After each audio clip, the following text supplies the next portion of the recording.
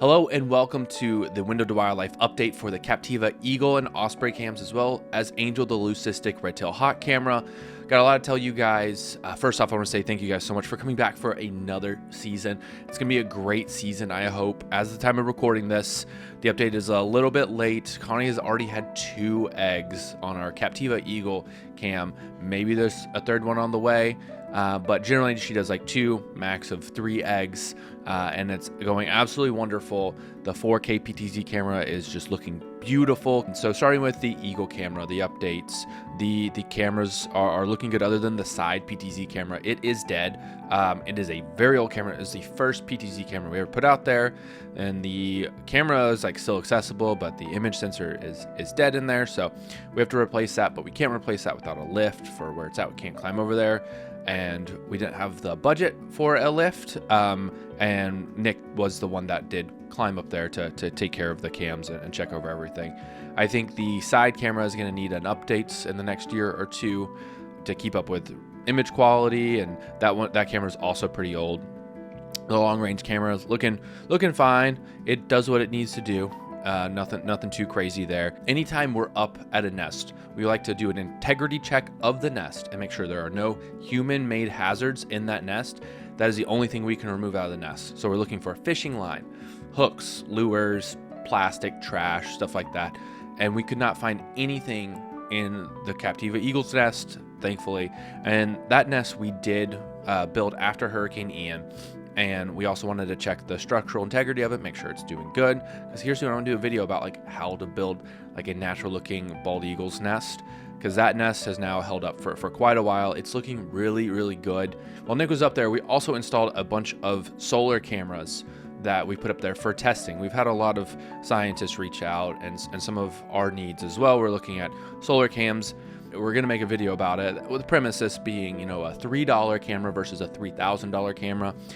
So stay tuned for that. I'm almost done with the data gathering, and it's really cool looking at what the new technologies are out there for solar, for cellular cameras, for more remote, lower budget scientific projects where you still need to get videos, high quality videos and pictures, but live streaming might not be necessarily doable yet out there because it takes a lot of power, but we'll see at that video. Stay tuned for that. So if you see a whole row of little tiny cameras near the eagles, that's what's going on there, a little test there. Well, then we did have a fish come in with a fishing line and a hook on it, which is great. One day before Connie laid her eggs. So we are monitoring where the hook and fishing line came into the nest. It is most likely going to get buried. I'm not that worried about it. I'm like 10% worried about it. So we're going to keep our eye on it. If we need to go up there, it would probably be better to go up there to remove it while the chicks are, you know, a little bit, you know, a few days or like a week or 2 old. I'm not sure. I'll need to talk with Crow, SCCF, and U.S. Fish and Wildlife to figure out when the best time would go up there. But we do not want to go up there right now to remove something that is definitely not a hazard right now that could most likely get buried into that nest, because we don't want to risk the eggs. There's just no point. There's not that big of a hazard. If it's a huge clump of fishing line, it'd be like, all right, we need to get that before the eaglets get up there. But it is a short piece of fishing line, and the hook is already kind of buried in the nest. So not worried about it. We're gonna keep an eye on it. There's nothing for people to stress about. Just we've done, you guys have seen us countless times at this point. I don't even know how much, but we've gone up a bunch of times to remove fishing line hazards. We've gotten really good at it. Crow's amazing with it. Connie and Clive are so used to it.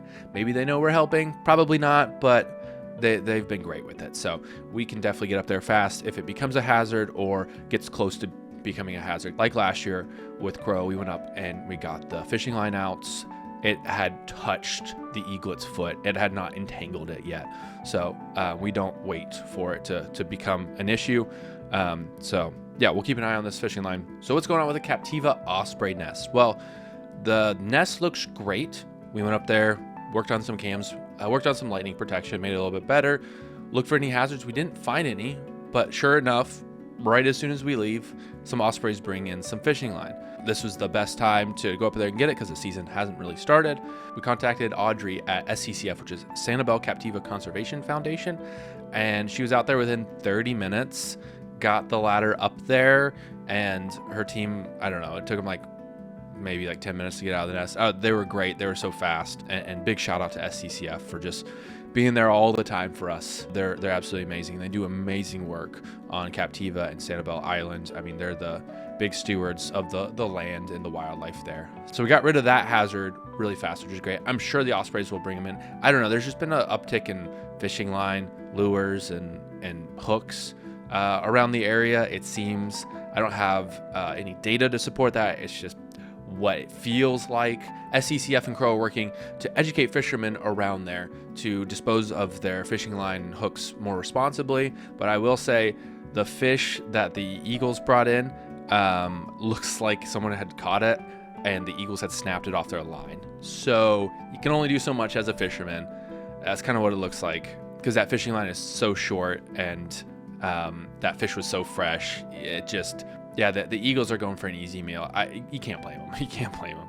Other than that, the Osprey cam is looking great, and there hasn't been a lot of Osprey activity in the nest. Some Osprey showed up, a few times here or there. You can look at our activity log, which I'll link in the description, where you can see every detail of the nest, what happened that day.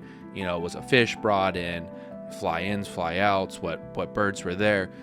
So you can kind of keep an eye on that. So big shout out to the mods for logging all of that, keeping track. Absolutely amazing. So if you're a big data person, you can have fun looking at that. It's open source spreadsheet. So Angel, the Leucistic red-tailed hawk, absolutely beautiful. What is the update with her? What is she doing? Connor, why haven't you updated everybody about that? Well, she's really just hanging out, not doing much. There's not much to update. She's in the area.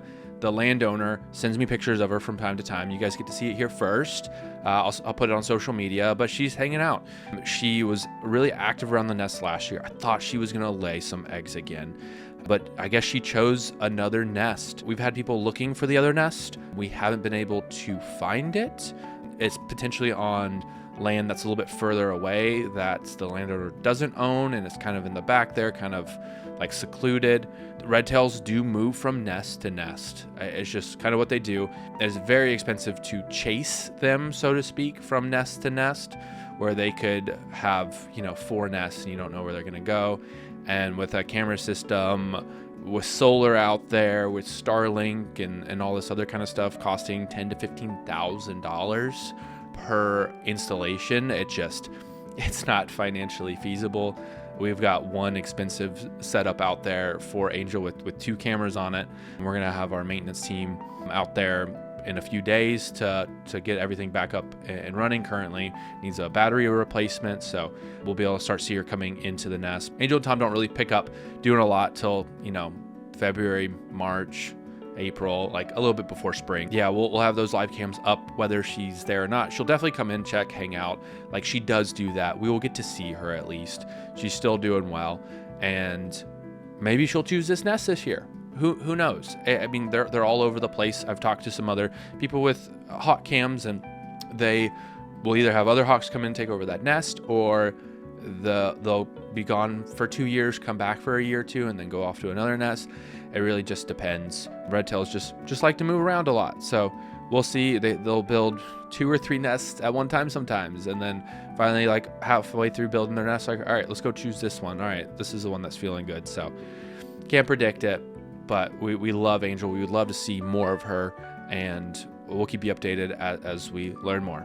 I want to give you guys a little bit of life update on me as well. I've been getting a lot more help for Window to Wildlife, because I just can't keep up as much anymore, because I'm also the director of operations at Alveus Sanctuary. We're taking on a huge project called the Alveus Research and Recovery Institute, where we're breeding critically endangered species and releasing them out into the wild. We are going to be breeding and releasing Mexican gray wolves, which are less than 300 in the wild, and then red wolves, which are only 18 in the wild. So we're going to really be pushing hard for that. But the other amazing thing is I get to build a conservation technology lab, which has been an absolute dream for me. I've tried to do it with Window to Wildlife, but I don't have the time and the resources and the connections as much as Alveus does. And we're going to get to be able to do so many amazing things for conservation and lean into the nerdy stuff that I love, like this tracker here that we developed with Georgia Tech a few years back that does the same thing as a $3,000 tracker, but it's only $300. And we've tried it out and we just haven't had the time or the money to scale this appropriately and deal with a little bit of the bugs here. So Alveus being able to do that, well, I would love for them to take over building these trackers, hopefully get them cheaper, start putting these trackers out on rehabilitated birds of prey to see how well our rehabilitation systems are working, track critically endangered species of vultures in Africa and Asia, but ultimately build out really cost-effective, easy systems to allow conservation organizations to do so much more. And the cool things too I get to work on and build is little tiny cameras that we can hopefully put into a wolf's den and live stream over at Alveus. This will help Window to Wildlife for camera technologies too. I'm taking a lot of what I've learned at Window to Wildlife and bringing it over to the Conservation Tech Lab. I'm going to be giving a lot of time to that because there's a lot of good, but Window to Wildlife's not going anywhere. I'm just bringing in more help. We're going to keep installing cameras for clients. Nick, our co-owner and our amazing electrician that has been doing all the Eagle cams with me since the start, is taking over a lot of the install stuff for clients. And then we're still going to keep up and keep pushing on our current cams. We might just not expand as many cams as I was hoping to expand to. Keep pushing to build things better. And I've got some videos in the works right now that are a little long. We got to cut down. It's over an hour of how to install a bald eagle camera. And I've got to figure out how to make that a little bit more concise. But right now I got to go out to South Africa. I'm going to help do some conservation live streaming stuff out there and look at deploying vulture cams for some other great organizations out there. So thank you guys so much for listening, making it all the way through the end. Like, subscribe. We'll see you on the live cams. Goodbye.